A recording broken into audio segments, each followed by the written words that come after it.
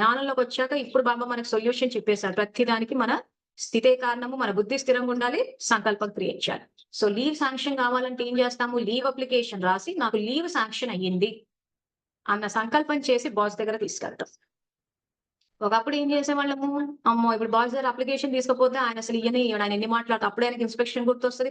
అప్పుడే మీటింగులు గుర్తొస్తాయి. అప్పుడే విజిట్‌లు గుర్తొస్తాయి. అప్పుడే టార్గెట్‌లు గుర్తొస్తాయి. బడ్జెట్స్ అలా ఆయన లీవ్ అడగడం అంత బుద్ధి తక్కువ పని ఇంకొకటి లేదు. ఏదో సర్దుకుపోవడం బెటర్ అని ఈ టైప్ ఆలోచనలొచ్చేసాయి. సో ఇప్పుడు షిఫ్ట్. ఏంటి పరిష్కారం దీనికి? ఒకటే ఆత్మిక స్థితి. ఆత్మిక స్థితిలో బాబాకి కనెక్ట్ అయ్యి, నాకు లీవ్ శాంక్షన్ అయ్యింది. సంకల్ప్ సే సిద్ధి అంటున్నాడు. సంకల్పం ఏం చేశాము?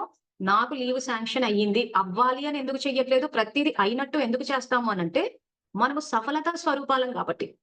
నేను శాంతి స్వరూపంగా అవ్వాలి అని ఎందుకు చెయ్యము? నేను శాంతి స్వరూపాన్ని అని ఎందుకు చేస్తాము?